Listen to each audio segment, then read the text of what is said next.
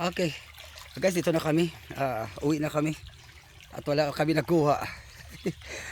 Okay, sa sunod ulit babalik tayo para suyurin natin ulit yung sapa doon. Maganda kasi pag araw kasi nakita natin talaga yung mga dinadaanan natin. Ayan. Sa din? San dyan? Nandyan?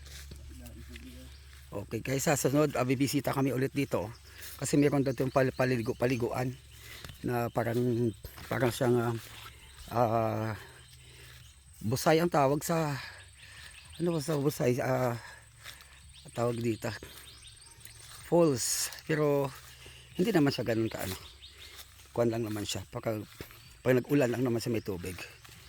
Ayan, so bisitahin namin ulit yun para pakita din namin sa inyo. Ayan, yung mga hindi taga Capiz, yung mga hindi taga rito, siyempre hindi niyo alam kung ano mayroon kami dito sa Capiz na mga nakatagong yaman. Ayan. Thank you very much for watching. God bless. Share lang natin ang ating mga videos.